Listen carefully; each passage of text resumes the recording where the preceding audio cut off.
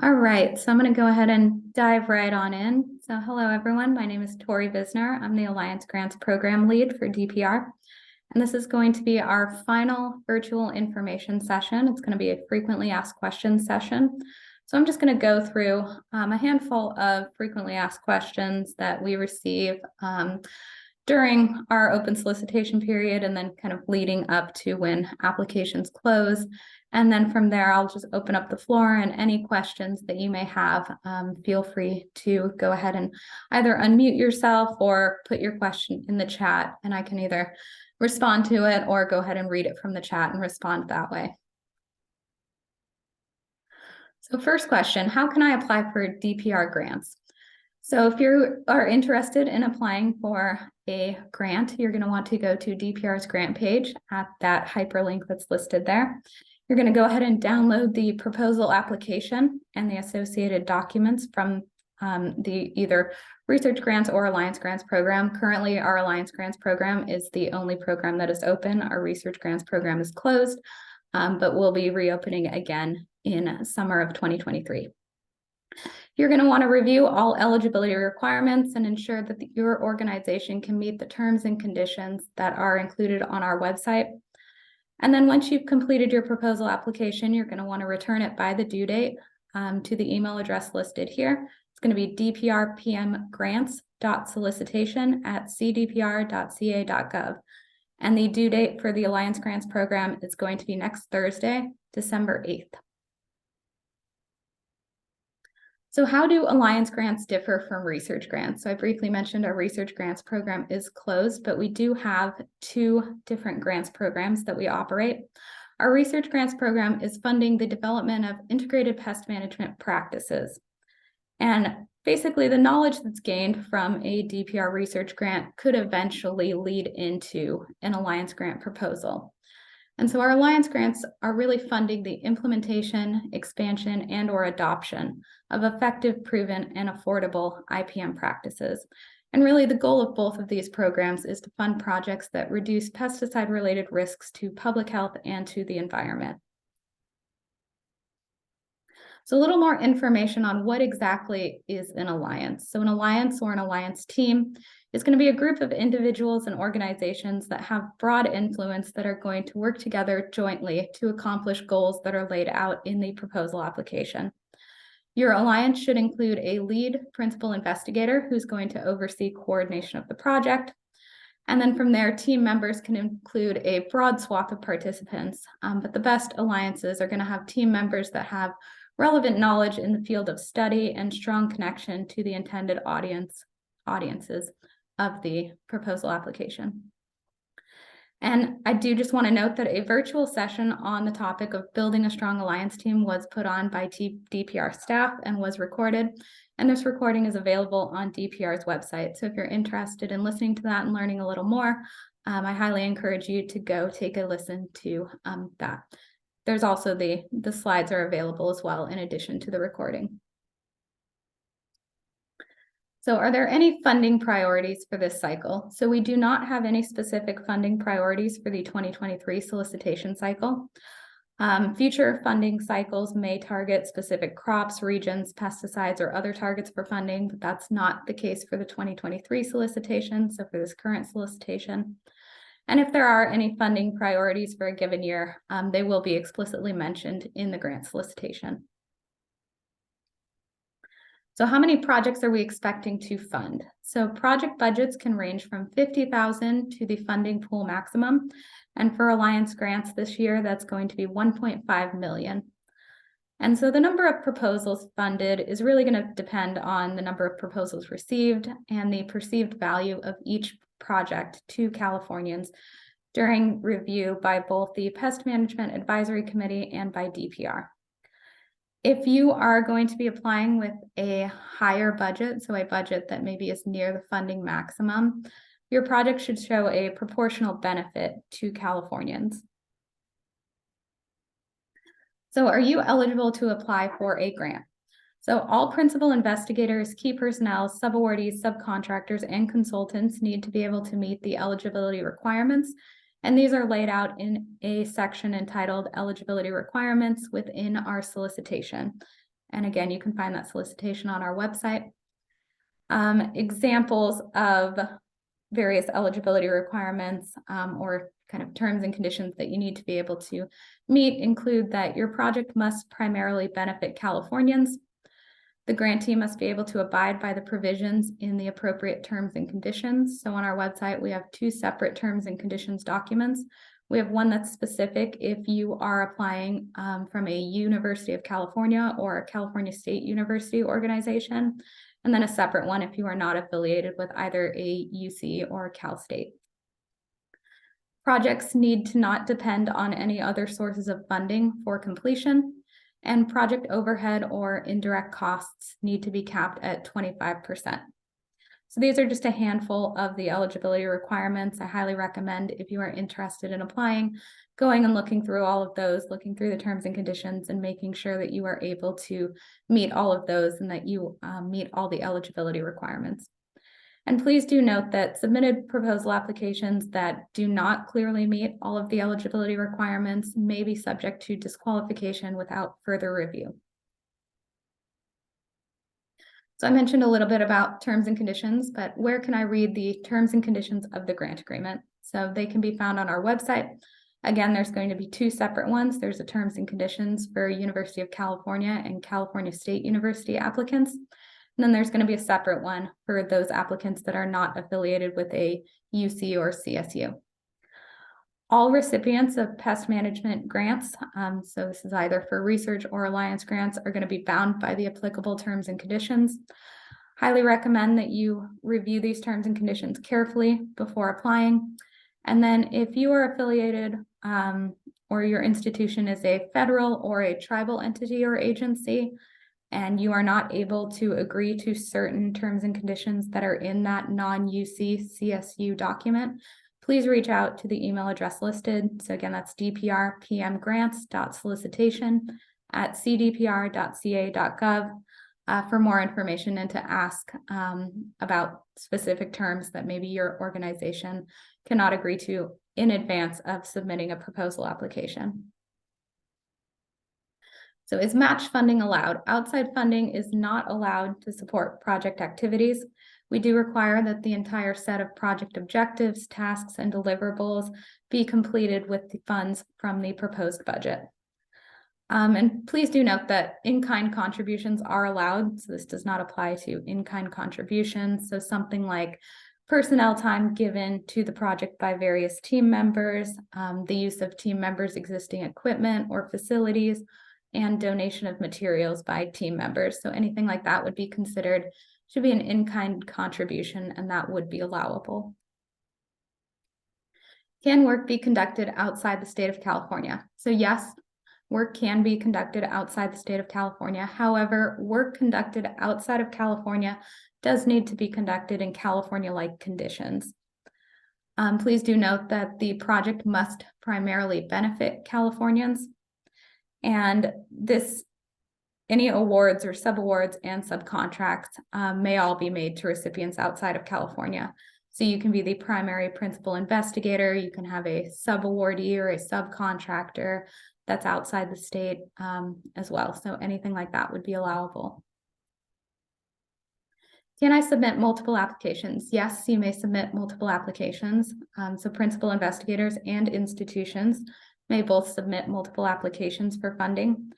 All proposal applications are reviewed independently of each other. DPR has previously made multiple awards to the same principal investigator in a single funding cycle.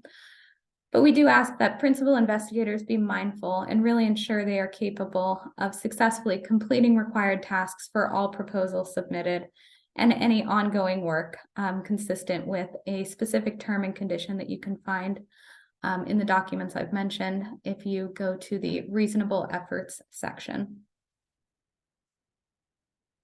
Are cannabis projects allowed? So yes, we will be considering all projects that are submitted, including those related to cannabis, as long as the project is within the scope of the grants program. And please note that projects which can establish a reduction in high-risk pesticide usage from a legally applied pesticide are prioritized for funding. So what is the proposal application project? So the proposal application package for both research grants and alliance grants, again, our research grants program is currently closed. But if you are curious, the documents are still available on the website and you can reference them if you're interested in applying for a future cycle. But the proposal application package for the alliance grants, as well as available on DPR's website, and that is the program that is currently still open. The application is going to include the solicitation, the proposal application form, guidance documents, and terms and conditions. So completed proposal applications need to be submitted to dprpmgrants.solicitation@cdpr.ca.gov by the application deadline. And for alliance grants, that's going to be Thursday, December 8th, 2022. All proposal application materials should be combined and submitted as a single PDF. And then additionally, we ask that you submit the scope of work and budget information document as a separate Microsoft Word file. So a little bit about what is included in a complete proposal application. So this image on the left is from our research grants proposal application form, but the Alliance Grants Program application form is very similar. It has a checklist of required documents and then one optional document. So everything that's listed as required is obviously going to be required for us to consider your application to be complete.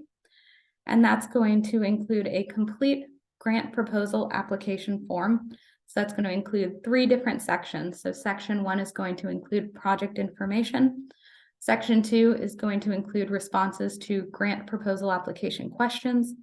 And then section 3 is going to be that scope of work and budget that I mentioned previously as the one that should be also submitted as a Microsoft Word file. Additionally, you'll need to submit letters of support, CVs or resumes for the principal investigator and key personnel on your project, full text versions of up to 5 key documents, and then a list of pesticides or active ingredients that are likely to be affected. Optionally, you may choose to include illustrative graphics, so anything like flowcharts, plot layouts, anything like that that is existing to enhance your application. And again, all of these materials that are in this list should be combined in the order listed into a single PDF and submitted to the email address that I've mentioned a couple times. And then again, we do ask that you submit that scope of work and budget document as a separate Microsoft Word document. So a little bit about the initial screening process. So DPR staff is going to perform an initial screening of all submitted materials. And what we're looking for is whether or not there is a complete submitted application package. So whether or not all of those components I mentioned on the previous slide are included and are filled out completely. We're looking for accuracy and completeness of budget calculations and justifications. So we do go through and manually verify all the values that are submitted as part of your budget and budget justification to ensure that everything is calculated correctly and everything is adding up. And then finally, we're screening for satisfaction of eligibility requirements. And so proposal applications that are incomplete, are missing required components, or which clearly do not meet all of the eligibility requirements are going to be subject to disqualification without further review. All right, so after the screening process, what is the review process? So after that initial review screening process, complete proposal applications are going to be reviewed and ranked by both DPR staff and by the Pest Management Advisory Committee, or PMAC. And PMAC is a stakeholder group that assists DPR's grants program with proposal application review. So PMAC makes its grant funding recommendations to DPR's director via a consensus-based proposal application ranking process that occurs during a public meeting. And for the Alliance Grants Program, that meeting is going to be May 11th of 2023. DPR staff also rank the proposal applications and provide a separate funding recommendation to the director. And then the recommendation that ultimately moves on to the director is going to be based on the combined average of DPR and PMAC rankings, and then an analysis of the various projects' merits and concerns. So DPR's director considers both PMAC and DPR rankings and the funding recommendation memos or funding recommendations in making her final funding decision. A little bit about the notification process. So funding award decisions for individual proposal applications are sent to applicants via an email in the 2 months after the public PMAC meeting. So we're targeting late June of 2023 for Alliance grant projects that are submitted. And then for applicants whose projects are not selected for funding, we will be providing feedback after the awards are announced. A little bit on statistical analyses if these apply to your specific Alliance grant project. So it's no longer considered an acceptable practice to simply state that an experimental design is a randomized complete block design and data will be analyzed using ANOVA methods. Generalized linear models and generalized linear mixed models are now the accepted statistical method for most experiments. And then in this third bullet point, we've provided a reference if it applies to your specific project in your specific case of an article entitled Analysis of Generalized Linear Mixed Models in Agriculture and Natural Resources Sciences that you may wish to reference. Additionally, if it applies to your project, we highly encourage you to seek the advice of a consulting statistician at the beginning stages of developing your application to help you in producing an appropriate experimental design and effective statistical methods. And again, this may not be applicable to your specific project, but if it is, do please take note. So how do I complete the scope of work? So we have provided resources on our grants website that will hopefully help you as you put together your scope of work. We have recorded virtual information sessions on various topics, one of them being crafting a scope of work. And that virtual information session covered everything from how to write objectives, tasks, deliverables. So this again was put on by DPR staff over the past few months and was recorded. And these can be found on our website. So again, we have the slides available and we also have recordings. We had 3 separate virtual information sessions on that specific topic. Don't feel like you need to go and listen to all of them. The content was very, very similar in all of them, as were the slides utilized. Additionally, there is a sample scope of work and budget that was created for each program. So there is one for the research grants program and one for the Alliance grants program.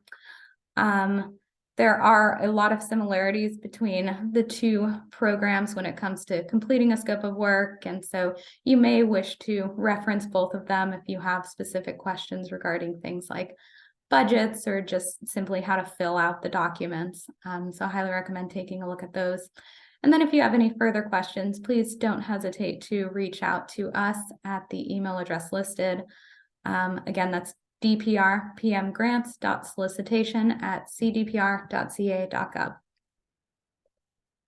All right, so a little more information on how do you complete the budget and budget justification. So you may have institutional resources available for these sections. Often grant offices or other administrative divisions are helpful and provide the basis for drafting and revising these budgets. Additionally, we have resources available on our website. So similar to the scope of work virtual information sessions, we held 3 virtual information sessions on the topic of budgets and budget justifications.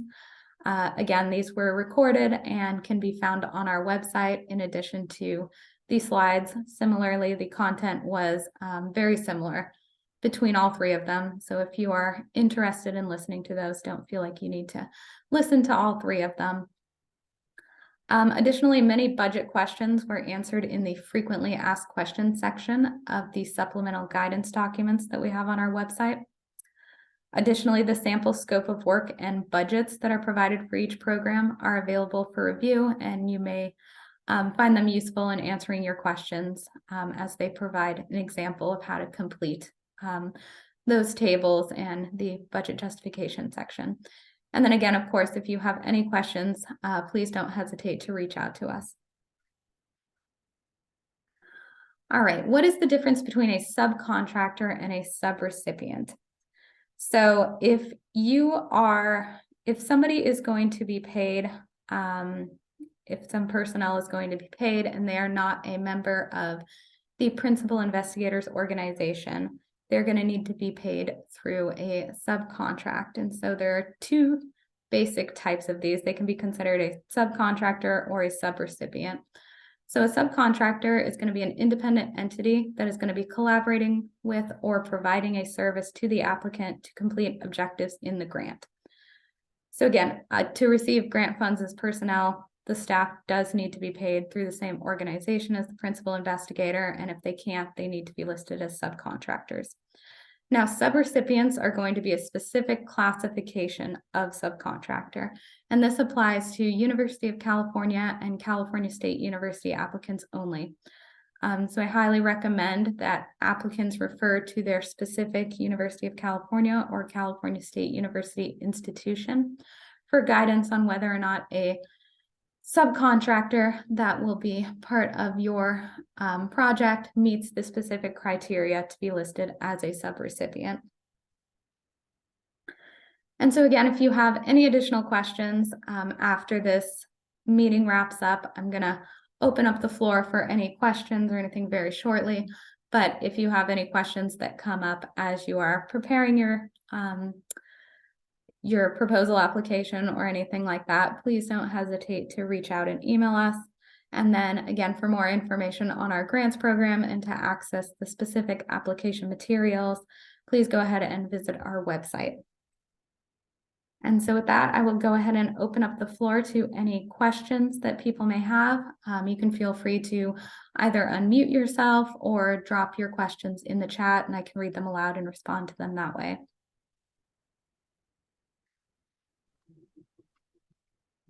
Hi, this is Jeff. Thank you for presenting this. Just a quick question on could you expand on the 5 key cited document requests? Yeah, absolutely. So the 5 key cited documents we request that they be provided as PDFs. And for the Alliance grant specifically, these are really to showcase that the IPM practices and systems that you're proposing to be used as part of your project are affordable, they're effective, and they're really ready for that implementation and adoption stage. Okay, thank you. And so you can have more than 5 references, obviously, but we do ask that you provide the 5 key documents that you would consider as full PDF versions. And that's really just because often things like journal articles, things like that are often behind paywalls, and we just want to ensure that all of the reviewers are going to be able to access those materials. Thanks. Hi, Tori. I have a question concerning the budget for traveling. We are planning a conference to spread the idea for the Alliance grant to invite members of our Alliance, and we don't necessarily know each member of the who might come or not. Is it acceptable to say for travel, for example, we would budget, say, for the ones from UC Davis or so, $200 for a flight and $200 for a hotel or whatever may that be? I will estimate that. But would it be acceptable to say guests to be determined and then say we invite about 10 people or so and write the budget that way, because we don't have the name of the people and the exact mileage or that? Can you elaborate a little more on who would be invited? Is this because you would be putting together some kind of conference or something like that? Yes. Okay. Yes. The idea would be to put together a conference. We've done this before, and we were asked by, so it's about bees and beekeeping and pesticides, and we have been tasked with getting to organize another conference, and under the Alliance grant application, we would then use the topic that we propose at the conference. Last time we organized the conference, we invited 120 people, but we refunded trips to certain of them that, for example, speakers or people who helped with the conference. And we are spread, the network is spread over California. We have people, the center will be at UC Riverside, and then we have people at San Diego and UC Davis. And the question would be, can we refund mileage for the grad students, for example, or can we pay them flights if they come from UC Davis to give talks or such?